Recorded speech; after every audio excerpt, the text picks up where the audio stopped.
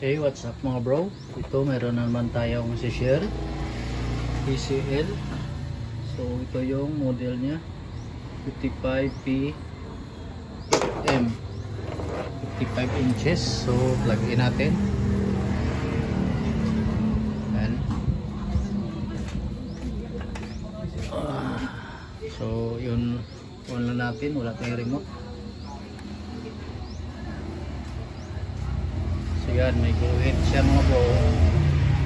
Tapos mawala, tapos walang display. So yung backlight is okay. Yan. So tara na, buksan natin mga bro. Ito na, nabuksan na natin. So ito yung main board nya. Ito naman yung power supply. Wala siyang tikon mga bro. Yan o, isang ribbon lang. Tapos ito yung top board nya. So, wala siyang tikon. So ganito yung top board nya. So malamang wala itong bone. Wala itong bone pag ganito. So kung mapapansin natin,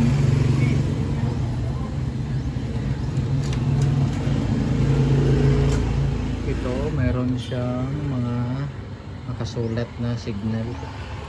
Yan o. So ang location yan 6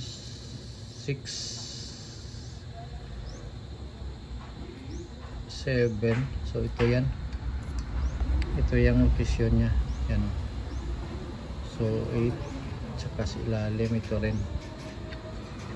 Ito yung sa ilalim. So ito yung signal nya. Puntan tayo dito sa kabila. So ito rin. So may pangalan din siya. Yan o.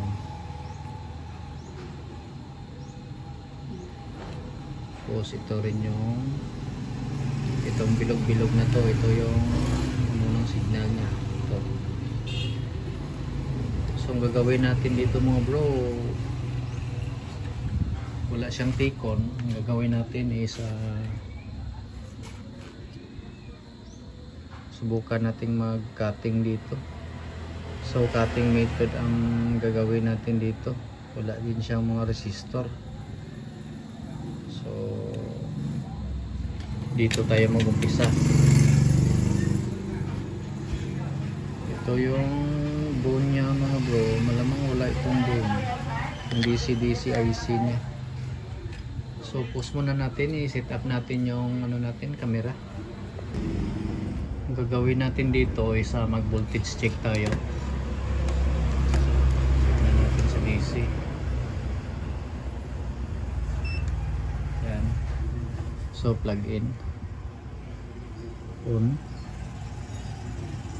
Bukan natin kung may 12 volts.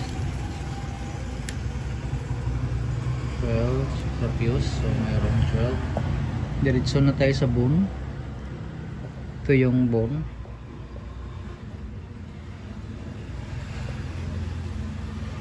Yan.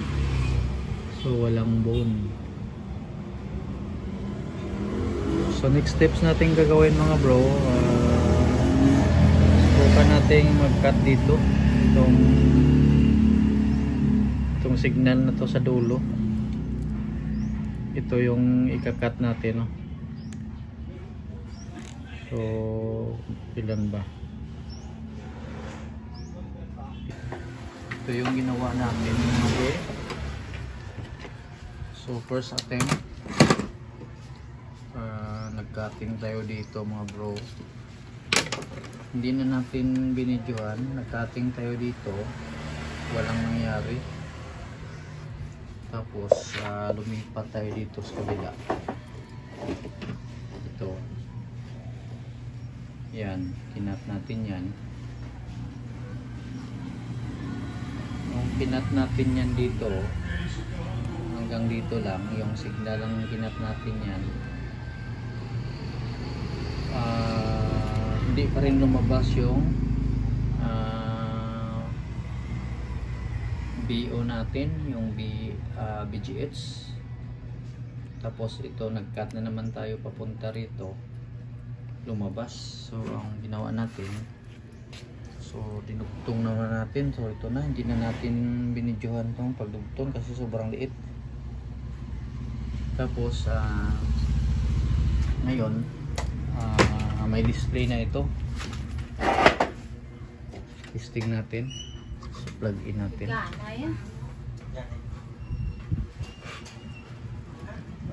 On.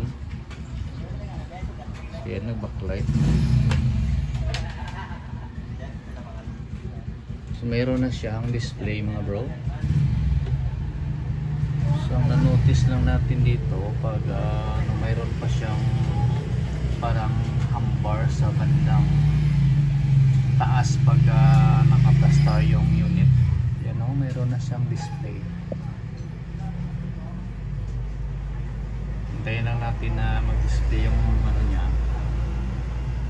So bandang ilalim mga bro, kung notice nyo mayroon pa siyang ganyan o. Yan.